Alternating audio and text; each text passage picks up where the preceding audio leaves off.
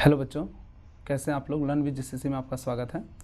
आज हम लोग क्लास 12th का मॉडल पेपर का क्वेश्चन सॉल्व करेंगे, जो कि इंटरनेट के द्वारा जारी किया गया मॉडल पेपर है, और कुछ एक्स्ट्रा क्वेश्चन भी सॉल्व करेंगे व्याख्या के साथ, ताकि आप लोगों को एग्ज़ाम में कोई भी दिक्कत ना हो। तो आज का जो क्वेश्चन होगा बहुत इंपॉर्टेंट क्वेश्चन होगा, और इसी के इर्द गिर्द आपके बोर्ड परीक्षा में प्रश्न रहेगा। सबसे पहले तो आपको बहुत सारी शुभकामनाएँ। कल 2 फरवरी है, आप लोगों का बायोलॉजी का एग्ज़ाम है। आपका एग्ज़ाम बहुत अच्छे से जाए, इसकी हम शुभकामना करते हैं। और मॉडल सेट का क्वेश्चन हम आपको इसलिए बता रहे हैं ताकि इसी के इर्द गिर्द 20-25 क्वेश्चंस रहेंगे, जो कि आपको बहुत सारा हेल्प करेगा MCQ सॉल्व करने में। तो प्यारे बच्चों, लास्ट तक वीडियो को देखिएगा और एक तरफ से आप इसको रिवीजन समझिएगा, ठीक है। तो ये आपके लिए बहुत ही यूजफुल, बहुत ही उपयोगी और बहुत ही लाभदायक सिद्ध होने वाला है। चलिए स्टार्ट करते हैं। निम्नलिखित में से किस वैज्ञानिक ने भ्रूण विज्ञानीय लक्षणों के उपयोग को वर्गीकरण में लोकप्रिय किया?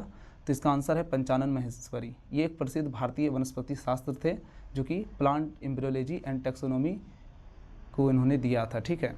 चलिए अगला प्रश्न है, निम्नलिखित में से कौन पौधा भारत में आयातित गेहूं के साथ आया था?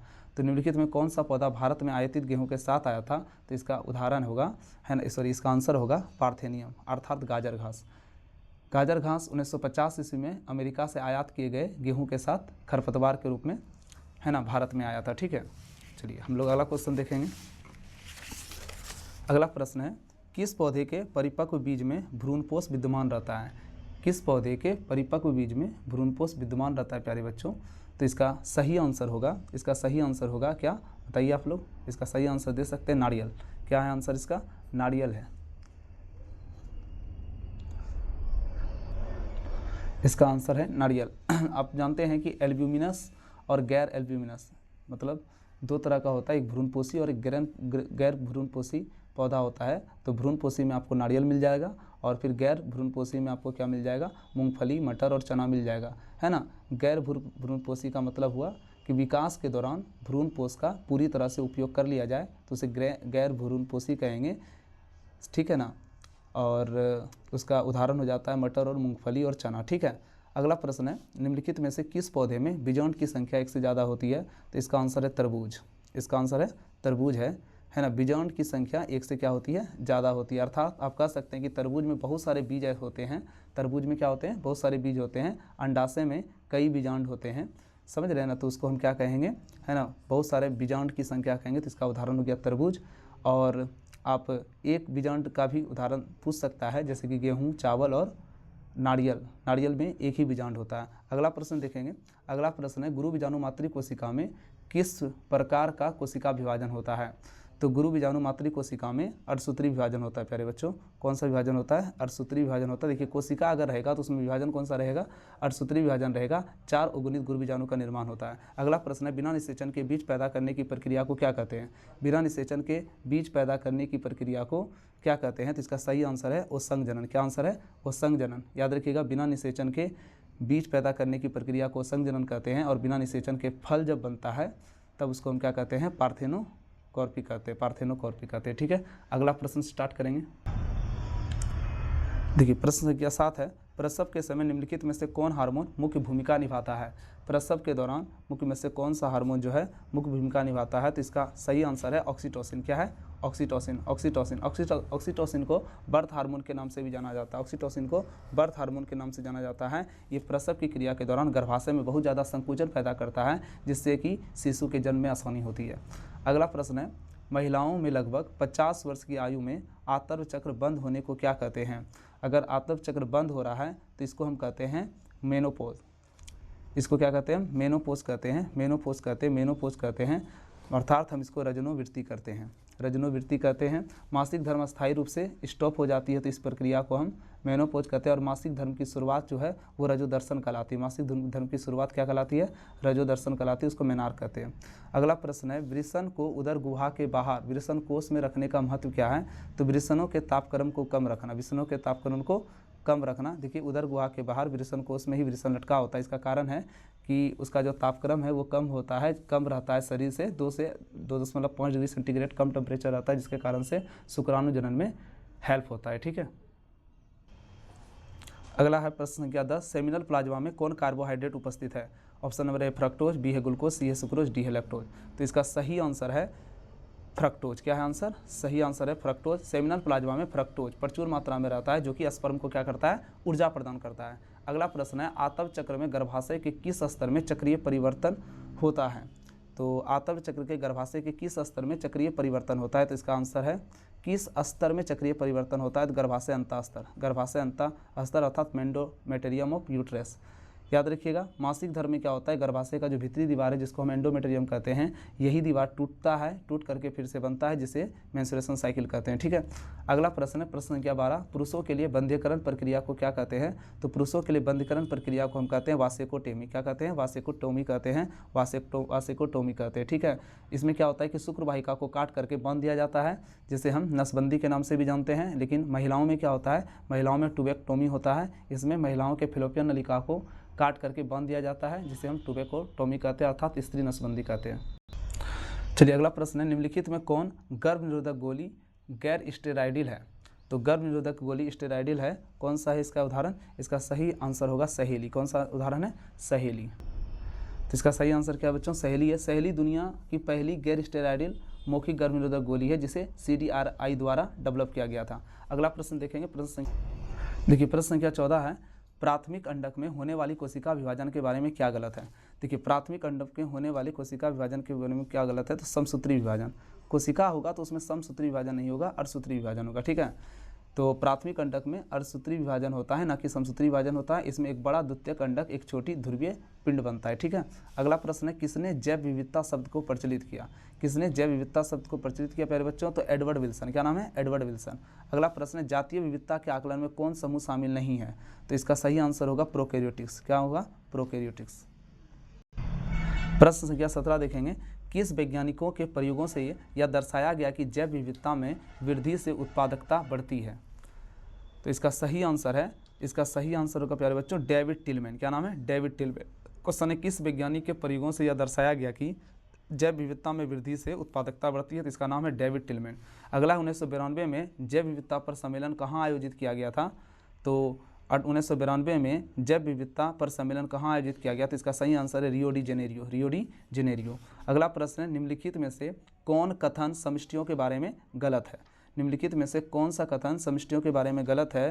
तो इसका सही आंसर है प्यारे बच्चों समष्टियों के बीच ऊर्जा संचरण होता है। समष्टियों के बीच ऊर्जा का संचरण होता है। देखिए ऊर्जा का प्रवाह आमतौर पर फूड चेन के विभिन्न पोषी स्तरों के बीच होता है।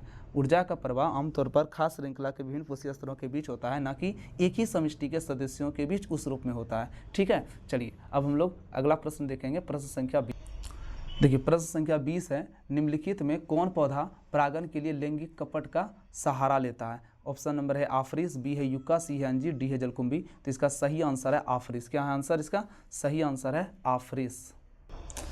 देखिए आफरीस एक प्रकार का आर्किड का फूल होता है। ठीक है ना, एक प्रकार का आर्किड होता है। इसके फूल की एक पंखुड़ी मादा मक्खी जैसी दिखती है। कैसे दिखती है ना? फूल की एक पंखुड़ी मादा मक्खी जैसी दिखती है ना। नर मक्खी क्या होते हैं कि नर मक्खी इसे मादा समझकर इसकी ओर आकर्षित होते हैं और छद्म मैथुन की प्रक्रिया के दौरान ये मदद करते हैं। स्यूडो है ना सेक्स के दौरान क्या करते हैं? ये हेल्प करते हैं, मदद करते हैं। तो हमने क्या कहा कि निम्नलिखित में कौन पौधा परागण के लिए लैंगिक कपट मतलब लैंगिक छल सहारा लेता है ना? तो इसका नाम है आफरीस। क्या नाम है? आफरीस। तो हमने क्या बताया कि आफरीस एक प्रकार का आर्किड है, जो कि आर्किड मतलब एक फूल होता है। फूल की एक पंखुड़ी होती है जो मादा मक्खी जैसी दिखती है। आफरीस एक प्रकार का आर्किड है। इसके जो फूल होते हैं उसमें जो एक पंखुड़ी होता है वो मादा मक्खी के जैसा दिखती है। नर मक्खी इसे मादा समझकर इसकी ओर आकर्षित होती है और छद्म मैथुन की प्रक्रिया के दौरान मदद करती है। अगला प्रश्न 21 बाघ आरक्षितियों तथा राष्ट्र उद्यानों में बाघ गणना का आधार क्या है? तो इसका सही आंसर है पग चिन्हों तथा मल गुटिकाएं। पग चिन्हों तथा मल गुटिकाएं, पग मार्क्स एंड फेकल पैलेट्स। इसका मतलब ये हुआ कि जानते हैं बाघों की गिनती जो होती है वो उनके पंखों के निशान पर होती है। बाघों की गिनती कैसे होती है? उनके पंखों के निशान और उनके मल के नमूनों के विश्लेषण के आधार पर होती है। चलिए अगला प्रश्न देखेंगे। यदि समय t के संदर्भ में n समय t पर समिष्ट घनत्व का आरेख सिग्मांट वक्र है तो उसे क्या कहते हैं? तो इसका सही आंसर है विरहिष्ट पर लॉजिस्टिक वृद्धि। विरहिष्ट पर लॉजिस्टिक वृद्धि है, विरहिष्ट पर लॉजिस्टिक ग्रोथ है। या एक वृद्धि मॉडल है, या एक वृद्धि मॉडल तब देखा जाता है जब संसाधन सीमित हो। जब संसाधन क्या हो? सीमित हो। जब संसाधन क्या हो प्यारे बच्चों? सीमित हो। और यह वक्र एस के आकार का होता है। किस आकार का होता है? वक्र एस के आकार का होता है। प्रश्न संख्या 23 है, निम्नलिखित में कौन जाति के सदस्य जीवन काल में सिर्फ एक बार प्रजनन करते हैं? तो आप जानते हैं इसका उदाहरण होगा, आंसर होगा बांस और प्रशांत सागरीय सामन मछली, अर्थात ऑप्शन नंबर सी राइट है। ऑप्शन नंबर क्या है? सी राइट है प्यारे बच्चों, ऑप्शन नंबर सी राइट है। तो याद रखिएगा, क्या बोले हम? कौन सी जाति के सदस्य जीवन काल में सिर्फ एक बार प्रजनन करते हैं? बांस। आपको पता है कि 50 से 100 वर्ष में ये जो है अपना जो है फल फूल वगैरह देते हैं, बीज वगैरह देते हैं, उसके बाद फिर ये खत्म हो जाते हैं। उसी प्रकार से प्रशांत सागरीय सामन मछली है, ठीक है, जो जीवन काल में सिर्फ एक बार ही प्रजनन करते हैं। प्रश्न संख्या 24 में ऐसी पारस्परिक क्रिया जिसमें एक जाति को लाभ एवं दूसरे को ना लाभ होता है, हानि, क्या कहलाता है? एक है ना, इसका आंसर होगा सहभोजिता। क्या होगा आंसर इसका? सहभोजिता होगा, सहभोजिता। ऑप्शन नंबर क्या होगा? डी, सहभोजिता होगा। देखिए इसमें क्या होता है, सहभोजिता क्या होता है कि इसमें एक जीव को फायदा होता है जबकि दूसरे पर कोई प्रभाव नहीं पड़ता है। उदाहरण के लिए वेल के पीठ पर रहने वाला बार्नेकल, वेल के पीठ पर रहने वाला बार्नेकल। अगला प्रश्न है, निम्नलिखित में से किस पौधे को एक प्रकार के सल्ब के प्रयोग से ऑस्ट्रेलिया में नियंत्रित किया गया था? ऑस्ट्रेलिया में नियंत्रित किया गया। तो इसका सही आंसर है, इसका सही आंसर है बच्चों नागफनी। क्या है आंसर? नागफनी आंसर है। 1920 के दशक में ऑस्ट्रेलिया में नागफनी ने लाखों हेक्टेयर भूमि पर कब्जा कर लिया था। आप सोच सकते हैं 1920 के दशक में ऑस्ट्रेलिया में नागफनी ने लाखों हेक्टेयर भूमि पर कब्जा कर लिया था, और इसे कंट्रोल करने के लिए है ना कैक्टोब्लास्टिस, क्या बोले हम? कैक्टोब्लास्टिस नामक स्लब का उपयोग किया गया। कैक्टोब्लास्टिस नामक स्लब का क्या किया गया? उपयोग किया गया। प्रश्न संख्या 26 देखेंगे, निम्नलिखित में से कौन सा पौधा विषैला हृदय ग्लाइकोसाइड उत्पन्न करता है? कौन सा पौधा ग्लाइकोसाइड उत्पन्न करता?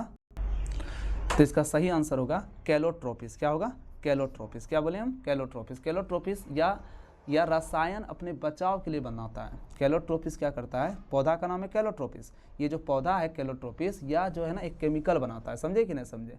और एक विषैला केमिकल बनाता है, अपने बचाव के लिए बनाता है ताकि कोई पशु इसे ना खाए, और रसायन अगर खा लेता है तो रसायन हृदय की गति को प्रभावित करता है। रसायन हृदय की गति को क्या करता है? प्रभावित करता है। चलिए हम लोग प्रश्न संख्या 27 देखेंगे।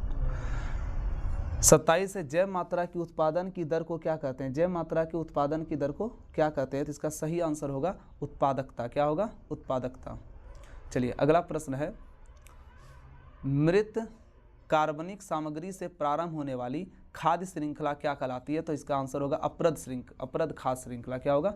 अपरद खाद्य श्रृंखला। देखिए मृत कार्बनिक पदार्थों से शुरू होता है तो अपरद खाद्य श्रृंखला होता है, लेकिन अगर है ना जो आज एक होता है जीवित पौधों से अगर खाद्य श्रृंखला शुरू होता है तो उसको हम ग्रेजिंग खाद्य श्रृंखला कहते हैं। क्या कहते हैं? ग्रेजिंग खाद्य श्रृंखला। अगर जीवित पौधों से शुरू होगा तो ग्रेजिंग खाद्य श्रृंखला, जीवित पदार्थों से शुरू होगा तो ग्रेजिंग खाद्य श्रृंखला, लेकिन अगर मृत कार्बनिक पदार्थों से खाद्य श्रृंखला शुरू होता है तो उसको हम कहते हैं अपरद खाद्य श्रृंखला कहते हैं। चलिए प्यारे बच्चों अगला प्रश्न देखते हैं, जैव संश्लेषण अवस्था के पूर्ण होने के बाद उत्पाद का पृथक्करण एवं शोधन करने के प्रक्रम को क्या कहते हैं? है ना, प्रश्न है, जैव संश्लेषण अवस्था के पूर्ण होने के बाद उत्पाद का पृथक्करण एवं शोधन करने के प्रक्रम को क्या कहते हैं? तो इसका आंसर होगा अनुप्रवाह संसाधन। अनुप्रवाह संसाधन। देखिए बायोटेक्नोलॉजी में, जैव प्रौद्योगिकी में जब बायोरिएक्टर में उत्पाद बन जाता है, जैव प्रौद्योगिकी में जब बायोरिएक्टर में उत्पाद बन जाता है तो उसे बाजार में भेजने से पहले अलग करने और शुद्ध करने की प्रक्रिया से उसको गुजारना पड़ता है, और इसी चीज़ को हम कहते हैं अनुप्रवाह संसाधन। क्या कहते हैं? अनुप्रवाह संसाधन कहते हैं। चलिए प्रश्न संख्या 30 देखेंगे, पीसीआर में प्रयुक्त होने वाले ताप स्थायी डीएनए पॉलीमरेज को किस जीवाणु से पृथक किया जाता है? किस जीवाणु से पृथक किया जाता है? तो इसका आंसर होगा थर्मस एक्वेटिक्स। क्या होगा आंसर? थर्मस एक्वेटिस होगा। देखिए पीसीआर प्रक्रिया पॉलीमरेज चेन रिएक्शन की प्रक्रिया में बहुत उच्च तापमान का उपयोग होता है। क्या होता है? बहुत उच्च तापमान का उपयोग होता है। टेक पॉलीमरेज एंजाइम को थर्मस एक्वेटिस नामक बैक्टीरिया से निकाला जाता है। किस बैक्टीरिया से निकाला जाता है? थर्मस एक्वेटिस नामक बैक्टीरिया से निकाला जाता है, क्योंकि यह अत्यधिक गर्मी में एक्टिव हो जाता है। क्या हो जाता है? एक्टिव हो जाता है। अगला प्रश्न है, डीएनए पर किस प्रकार के आवेश होते हैं? तो इसका आंसर आपको पता है, डीएनए पर ऋण आवेश होता है। डीएनए पर कौन सा आवेश होता है?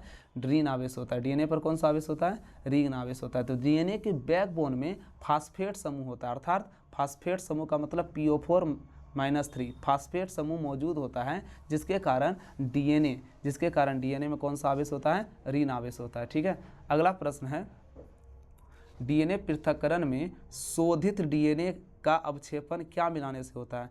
डीएनए पृथक्करण में शोधित डीएनए का अवक्षेपण क्या मिलाने से होता है, तो द्रुत शीतित एथेनॉल अर्थात चिल्ड एथेनॉल मतलब ठंडा इथेनॉल। चिल्ड इथेनॉल को डीएनए के घोल में मिलाया जाता है तो डीएनए धागे के रूप में क्या होता है, अवक्षेपित होकर के बाहर हो जाता है। डीएनए धागे के रूप में अवक्षेपित होकर के क्या हो जाता है, बाहर हो जाता है। अगला प्रश्न, निम्नलिखित में से किसका प्रयोग जीवाणु कोशिका को डीएनए लेने हेतु सक्षम बनाने हेतु किया जाता है। प्रश्न है निम्नलिखित में से किसका प्रयोग जीवाणु कोशिका को डीएनए लेने हेतु सक्षम बनाने में किया जाता है। तो इसका सही आंसर होगा प्यारे बच्चों, इसका सही आंसर होगा है ना डाइवैलेंट केटाइन। क्या होगा, डाइवैलेंट केटाइन। कौन सा होगा आंसर, डाइवैलेंट केटाइन होगा। देखिए कैल्शियम आयन जैसे डाइवैलेंट केटाइन जीवाणु की कोशिका भित्ति के छिद्रों की कार्य क्षमता बढ़ाते हैं जिससे डीएनए आसानी से अंदर प्रवेश कर पाता है। हमने क्या बोला, निम्नलिखित में से किसका प्रयोग जीवाणु कोशिका को डीएनए लेने हेतु सक्षम बनाने में किया जाता है। इसका आंसर होगा डाइवैलेंट केटाइन। हमने आपको कहा कि कैल्शियम प्लस टू आयन जैसे डाइवैलेंट केटाइन जीवाणु की कोशिका भित्ति के छिद्रों की कार्य क्षमता को बढ़ा देते हैं जिससे कि डीएनए आसानी से अंदर क्या कर पाता है, प्रवेश कर जा पाता है। अगला क्वेश्चन है निम्नलिखित में से किसका प्रयोग जंतु कोशिकाओं के लिए संवाहक के रूप में किया जाता है। जंतु कोशिकाओं के लिए संवाहक के रूप में किया जाता है तो इसका आंसर होगा पश्च विषाणु। कौन सा आंसर होगा, पश्च विषाणु होगा जिसको हम रेट्रोवायरस कहते हैं। कौन सा वायरस कहते हैं, रेट्रोवायरस कहते हैं प्यारे बच्चों। देखिए रेट्रोवायरस में हानिकारक जीन हटा करके उनकी जगह इच्छित जीन डाल करके रेट्रोवायरस में क्या होता है कि जो हानिकारक जीन होते हैं उसको हटाया जाता है और उसके जगह पर इच्छित जीन डाला जाता है और उन्हें जंतु कोशिकाओं में पहुंचाने के लिए उपयोग किया जाता है। जंतु कोशिकाओं में पहुंचाने के लिए क्या किया जाता है, उपयोग। तो इसका क्वेश्चन क्या है, किसका प्रयोग जंतु कोशिका के लिए संभाग के रूप में किया जाता है, तो पश्च विषाणु। कैसे किया जाता है पता चला, रेट्रोवायरस में हानिकारक जीन को हटा करके उनकी जगह पर इच्छित जीन डाल दिया जाता है, फिर उन्हें जंतु कोशिका में पहुंचाने के लिए उपयोग किया जाता है। अगला प्रश्न है प्रश्न संख्या 35 देखेंगे, डीएनए के खंड का परपोषी जीवाणु में प्रवेश को क्या कहते हैं। डीएनए के खंड के परपोषी जीवाणु में प्रवेश को क्या कहते हैं, तो इसका आंसर होगा ट्रांसफॉर्मेशन। क्या आंसर होगा इसका, ट्रांसफॉर्मेशन होगा। इसका आंसर होगा ट्रांसफॉर्मेशन होगा। देखिए ट्रांसफॉर्मेशन किसको कहते हैं, इसको हम हिंदी में अनुवादन कहते हैं। जब एक जीवाणु बाहरी वातावरण से नग्न डीएनए को अपने अंदर लेता है, जब एक जीवाणु बाहरी वातावरण से, हम क्या कर रहे हैं,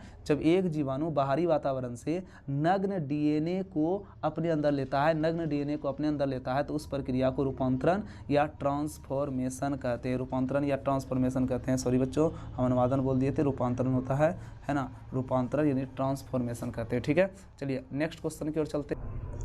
देखिए अगला प्रश्न है, उत्तक संवर्धन के द्वारा बड़ी संख्या में पादपों को उत्पन्न करने की क्रिया क्या कहलाती है, तो इसका आंसर होगा उत्तक संवर्धन, सूक्ष्म संवर्धन। क्या होगा, सूक्ष्म। उत्तक संवर्धन के द्वारा बड़ी संख्या में पादपों को उत्पन्न करने की प्रक्रिया क्या कहलाती है, सूक्ष्म संवर्धन कहलाती है। क्या कहलाती है, सूक्ष्म संवर्धन कहलाती है। देखिए प्रश्न देखेंगे, क्वेश्चन क्या है, 37 नंबर क्वेश्चन, विभिन्न किस्मों के पौधों से अलग किए गए प्रोटोप्लास्ट का युग्मित होकर के नए पादप को जन्म देने का प्रक्रम क्या कहलाता है, तो इसका आंसर होगा कायिक संकरण। क्या होगा आंसर, कायिक संकरण होगा। देखिए दो अलग किस्मों की कोशिकाओं को प्रोटोप्लास्ट को जोड़ करके एक हाइब्रिड पौधा बनाया जाता है। समझे कि नहीं समझे। चलिए अगला प्रश्न है, प्रश्न संख्या 38 देखेंगे, निम्नलिखित में से कौन सी जीवाणु बेटी जीव विष उत्पन्न करता है। कौन सा जीवाणु बेटी जीव विष उत्पन्न करता है, तो इसका आंसर होगा बैसिलस थूरिनजिएंसिस। याद रखिएगा कौन सा जीवाणु बेटी जीव विष उत्पन्न करता है, बैसिलस थूरिनजिएंसिस। यह बैक्टीरिया एक विशेष प्रोटीन बनाता है, ठीक है ना। बैसिलस थूरिनजिएंसिस एक तरह का बैक्टीरिया है, जीवाणु है, या क्या करता है, एक विशेष प्रोटीन बनाता है जो कीटों के लिए जहरीला होता है। जो किसके लिए जहरीला होता है, कीटों के लिए। चलिए हम लोग अगला प्रश्न देखेंगे बच्चों, किस जीन द्वारा कूटबद्ध प्रोटीन मक्का छेदक को नियंत्रित करता है। किसको नियंत्रित करता है, मक्का छेदक को नियंत्रित करता है। तो इसका सही आंसर है क्राई1AB। क्राई1AB क्या है आंसर इसका, क्राई1AB है। क्या है, क्राई1AB है। देख लीजिए क्राई1AB जीन मक्का छेदक कीटों के खिलाफ प्रभावित होता है, जबकि क्राई1AC जो है और क्राई 1AC जो है और Cry2 जो AB जो है वो कपास के कीड़ों को नियंत्रित करता है। ये दोनों क्या करता है, कपास के कीड़ों को नियंत्रित करता है, और ये क्या करता है, मक्का छेदक जो कीट होता है उसके खिलाफ क्या होता है, प्रभावी होता है, मतलब वो मक्का को छेद होने से बचाता है, Cry1AB जीन, Cry1AB जीन। चलिए हम लोग अगला प्रश्न की ओर चलते हैं। देखिए प्रश्न संख्या 40 है। 40 में कह रहा है कि निम्नलिखित में से किस बंध द्वारा इंसुलिन की दोनों पॉलीपेप्टाइड श्रृंखलाएं जुड़ी होती है। तो इसका सही आंसर होगा डाइसल्फाइड बॉन्ड। किसका आंसर होगा, क्या, डाइसल्फाइड बॉन्ड। याद रखिएगा, है ना, इंसुलिन की दोनों पॉलीपेप्टाइड श्रृंखलाएं डाइसल्फाइड बॉन्ड द्वारा जुड़ी होती है।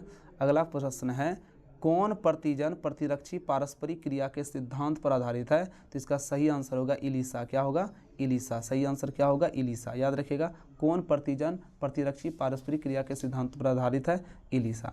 हम लोग अगला प्रश्न देखेंगे, प्रश्न संख्या 42 है ना। प्रश्न संख्या 42 है, निम्नलिखित में किसका उपयोग इम्फासीमा के निदान में होता है। किसका उपयोग इम्फासीमा के निदान में होता है। तो इसका सही आंसर होगा अल्फा 1 एंटीट्रिप्सिन होगा। ठीक है, चलिए हम लोग प्रश्न संख्या 43 देखेंगे। निम्नलिखित में से कौन प्लाज्मोडियम की जाति दुर्दम मलेरिया के लिए उत्तरदायी है। दुर्दम मलेरिया के लिए उत्तरदायी है, तो इसका आंसर होगा प्लाज्मोडियम फाल्सीफेरम। चलिए नेक्स्ट क्वेश्चन देखते हैं। देखिए प्रश्न संख्या 44 है, निम्नलिखित में कौन रिंग वर्म यानी दांत के लिए उत्तरदायी है।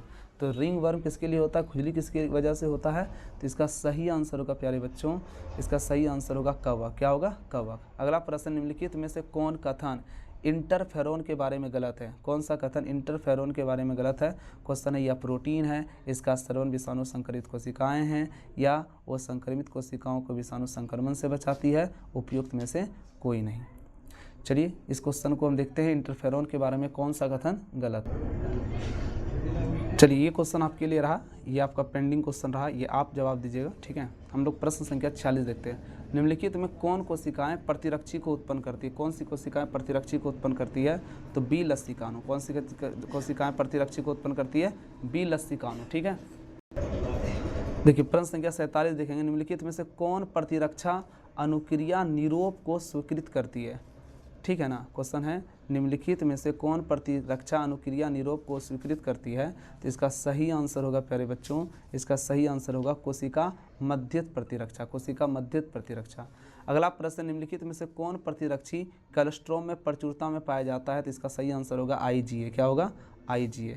चलिए अगला प्रश्न है, हेरोइन क्या है। तो हेरोइन क्या है, आप बता सकते हैं। हेरोइन क्या है, डाएसिटाइल मार्फिन है। क्या है, डाएसिटाइल मार्फिन। अगला प्रश्न है, एड्स संक्रमित व्यक्ति में किस कोशिका की संख्या में उत्तरोत्तर कमी करता है। एड्स जो है, अगर किसी व्यक्ति को एड्स हो जाएगा तो उसकी कोशिका की संख्या में लगातार कमी आती रहती है। तो किस प्रकार की कोशिका में लगातार कमी आती रहती है। तो इसका सही आंसर होगा टी लसिकाणु। क्या होगा, टी लसिकाणु। अगला प्रश्न, निम्नलिखित में से कौन स्वप्रतिरक्षा रोग है। निम्नलिखित में से कौन स्वप्रतिरक्षा रोग है प्यारे बच्चों। तो इसका सही आंसर है रूमेटाइड आर्थराइटिस है। ठीक है, अगला प्रश्न, निम्नलिखित है ना, निम्नलिखित में से किस प्रकार के सूक्ष्मजीव में वृद्धि से, है ना, रोक्योफोर्ट, क्या लिखा है ना, रोक्योफोर्ट चीज परिपक्व होता है। रोक्योफोर्ट चीज परिपक्व होता है। तो इसका आंसर होगा कवक। क्या होगा, कवक। अगला प्रश्न है, निम्नलिखित में से किसने पेनिसिलिन को एक प्रभावशाली एंटीबायोटिक के रूप में पुष्टि की थी। तो इसका सही आंसर होगा अर्नेस्ट चैन और हार्वर्ड फ्लोरे ने। याद रखिएगा, किसने पेनिसिलिन को एक प्रभावशाली एंटीबायोटिक के रूप में पुष्टि की थी। तो अर्नेस्ट चैन और हार्वर्ड फ्लोरे। पेनिसिलिन का खोज भले अलेक्जेंडर फ्लेमिंग ने की थी। ठीक है, चलिए हम लोग आगे बढ़ते हैं। चलिए 54 नंबर क्वेश्चन देखते हैं। निम्नलिखित में से कौन ब्यूट्रिक अम्ल का उत्पादन करता है। तो ब्यूट्रिक अम्ल का उत्पादन करता है क्लोजोट्रिडियम ब्यूटिकुलम। याद रखिएगा, नाम क्या है, क्लोजो, है ना, ट्रिडियम ब्यूटिकुलम, ये नाम है। ठीक है ना, देखिए जैसा कि इसके नाम से ही पता चल रहा है, क्या नाम है, क्लोजोट्रिडियम ब्यूटिकुलम। एक प्रकार से क्या है, बैक्टीरिया है, एक जीवाणु है, जिसका उपयोग व्यावसायिक स्तर पर ब्यूट्रिक एसिड यानी ब्यूट्रिक अम्ल बनाने में किया जाता है। अच्छा, जानते हैं एसिटोबैक्टर से एसिटिक अम्ल बनता है। याद रखिएगा, एसिटोबैक्टर से एसिटिक अम्ल बनता है, जिसको सिरका कहते हैं। और एस्परजिलस नाइजर से साइट्रिक अम्ल बनता है। एस्परजिलस नाइजर से एस्परजिलस नाइजर से साइट्रिक अम्ल बनता है, एस्परजिलस नाइजर से साइट्रिक अम्ल बनता है और लैक्टोबैसिलस से तो दही बनता है, जानते ही है। चलिए अगला प्रश्न है प्रश्न संख्या 55। निम्नलिखित में से किसको थक्का विस्फोटन के रूप में प्रयोग करते हैं? थक्का विस्फोटन के रूप में प्रयोग करते हैं, इसका नाम है स्ट्रेप्टोकाइनेज। क्या नाम है? स्ट्रेप्टोकाइनेज। देख लीजिए स्ट्रेप्टोकाइनेज एक प्रकार का एंजाइम है जो स्ट्रेप्टोकोकस जीवाणु से प्राप्त होता है। स्ट्रेप्टोकाइनेज एक प्रकार का एंजाइम है जो स्ट्रेप्टोकोकस जीवाणु से प्राप्त होता है। इसका उपयोग दिल का दौरा पड़ने वाले रोगियों की रक्त वाहिकाओं में जमे हुए खून के थक्के को घुलने के लिए किया जाता है। समझ में आया?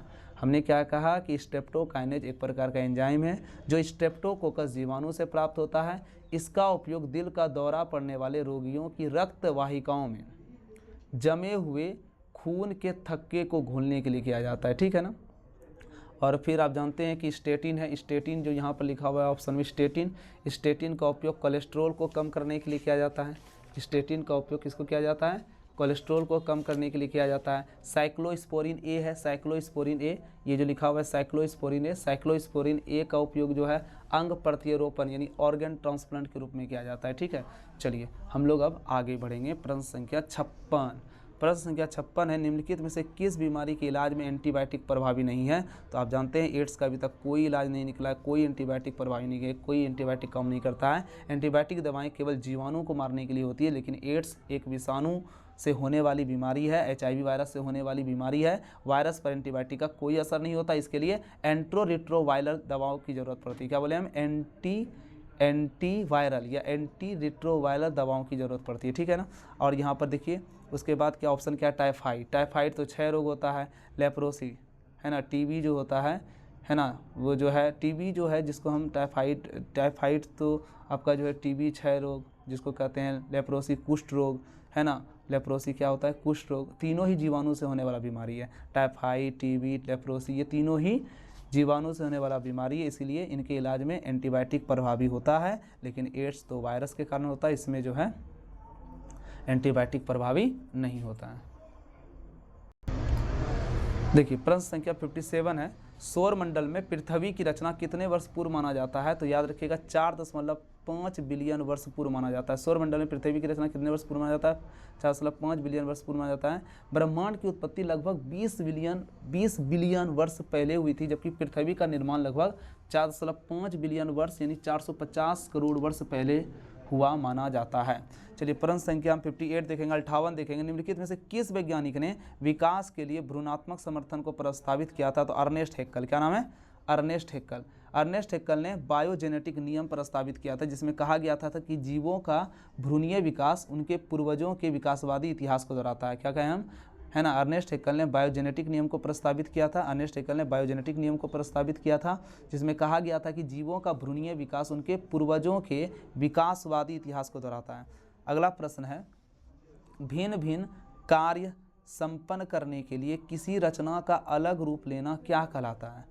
तो इसका आंसर हो जाएगा समजातता। क्या हो जाएगा? समजातता हो जाएगा, होमोलॉगी हो जाएगा। कह रहा है भिन्न भिन्न कार्य संपन्न करने के कारण रचना का अलग अलग रूप लेना क्या कहलाता है? समजातता, होमोलॉगी कहलाता है। जब अंग समान पूर्वजों से विकसित होते हैं, समान संरचना से विकसित होते हैं, लेकिन अलग अलग कार्य होते हैं, तो उसे हम समजातता कहते हैं। और यह अपसारी विकास का परिणाम है। यह किसका विकास है? अपसारी विकास का परिणाम है।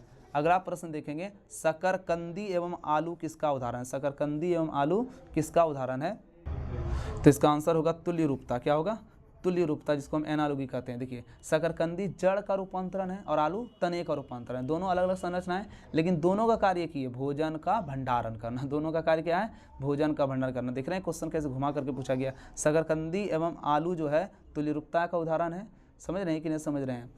तुल्य रूपता एनालॉगी का उदाहरण है। शकरकंदी जड़ का रूपांतरण है, आलू तने का रूपांतरण है। दोनों की अलग अलग संरचनाएं, लेकिन दोनों का कार्य एक ही है, भोजन का भंडारण करना। जब अलग अलग संरचनाएं एक ही जैसा कार्य करती है तो उन्हें तुल्य रूप अंग कहा जाता है। और यह अभिसारी विकास का उदाहरण है। किसका उदाहरण है? अभिसारी विकास का उदाहरण है। देखिए प्रश्न संख्या हम लोग 61 देखेंगे। निम्नलिखित में कौन प्राकृतिक उदाहरण का उदाहरण है बच्चों? तो गैलापोकेज फिंगेज है, औद्योगिक मेलेनिज्म है, एंटीबायोटिक प्रतिरोधी बैक्टीरिया, उपयुक्त सभी। तो इसका आंसर होगा उपयुक्त सभी। गैलापोकेज फिंगेज, औद्योगिक मेलेनिज्म और एंटीबायोटिक प्रतिरोधी बैक्टीरिया, ये सभी इसका आंसर होगा। तो याद रखिएगा गैलापोकेज फिंचेज जो है ये डार्विन की फिंच है। औद्योगिक मेलेनिज्म जो है ये कीटों का रंग बदलता है। और एंटीबायोटिक प्रतिरोधी बैक्टीरिया, ये सभी डार्विन के प्राकृतिक वर्ण का उदाहरण है। ठीक है, अगला प्रश्न देखेंगे कि निम्नलिखित में से किस बंध द्वारा नाइट्रोजनी क्षार पेंटोस शर्करा से जुड़ता है। तो इसका सही आंसर होगा प्यारे बच्चों एन ग्लाइकोसिडिक बॉन्ड। क्या होगा? एन ग्लाइकोसिडिक बॉन्ड होगा, एन ग्लाइकोसिडिक बॉन्ड होगा। ठीक है ना। देखिए न्यूक्लियोसाइड के निर्माण के दौरान जो नाइट्रोजनी क्षार होता है, जैसे एडेनिन, ग्वानिन, ये सब जो होता है वो पेंटोस शर्करा के पहले कार्बन से एन ग्लाइकोसिडिक लिंक के माध्यम से जुड़ जाता है। अगला प्रश्न, निम्नलिखित में कौन थाइमिन है? क्या है? कौन थाइमिन है? तो 5 मिथाइल यूरेसिल। क्या है? 5 मिथाइल यूरेसिल है ना।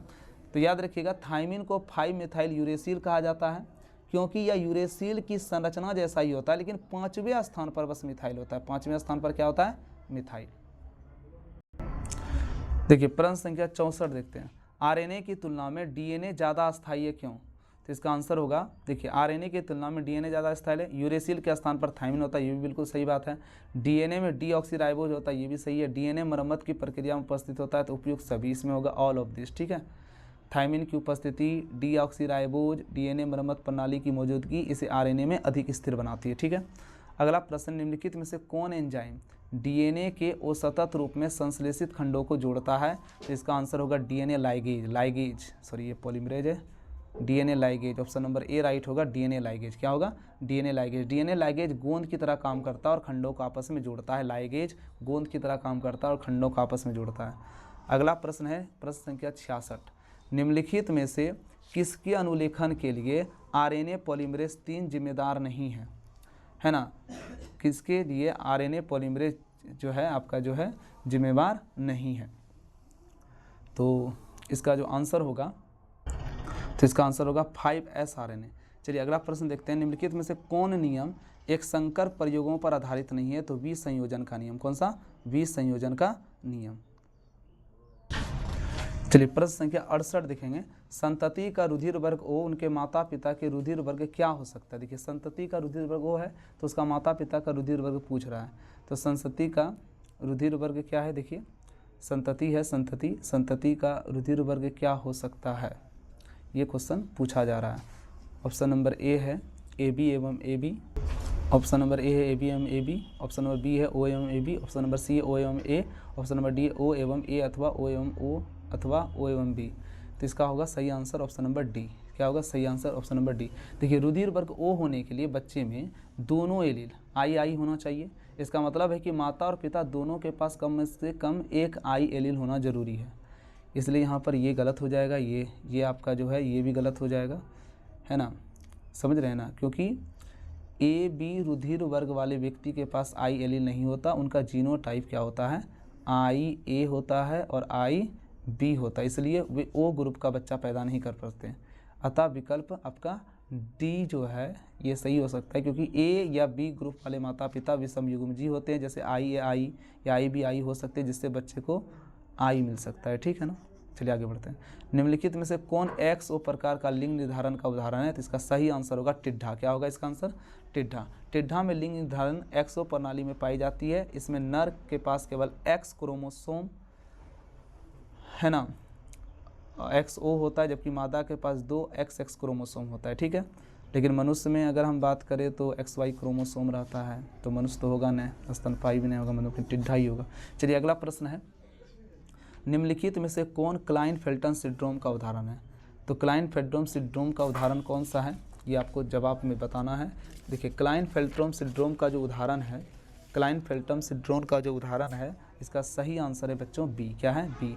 X क्रोमोसोम के अतिरिक्त प्रति, X क्रोमोसोम की अतिरिक्त प्रति। देखिए क्लाइन-फेल्टन सिंड्रोम के बारे में अगर हम बात करें तो ये एक तरह से अनुवांशिक विकार है। कौन सा विकार है? अनुवांशिक विकार है, जिसमें एक पुरुष में कम से कम एक अतिरिक्त X क्रोमोसोम आ जाता है और इनका कैरियोटाइप आमतौर पर 47XXY होता है। ठीक है ना, 47XXY होता है। ये आपका एक X क्रोमोसोम की कमी, ये आपका टनर सिंड्रोम का उदाहरण है। आपको पता है इसमें 45 और XO होता है। ठीक है, अच्छा इसमें 21वें क्रोमोसोम की अतिरिक्त प्रति जो है, इससे डाउन सिंड्रोम होता है। कौन सा सिंड्रोम होता है? ये डाउन सिंड्रोम होता है, इससे डाउन सिंड्रोम होता है। ठीक है ना। तो इस प्रकार से हमने आपके मॉडल सेट को कंप्लीट किया। ये आपका 70 क्वेश्चन जो है बहुत इंपॉर्टेंट क्वेश्चन है। इस टाइप के क्वेश्चन आपके बोर्ड परीक्षा में रहेंगे। तो बच्चों आप मेहनत करते रहिए, ठीक है, और अच्छा रिजल्ट लाने का प्रयास कीजिए। ठीक है, वीडियो को पूरा देखने के लिए धन्यवाद। Thank you.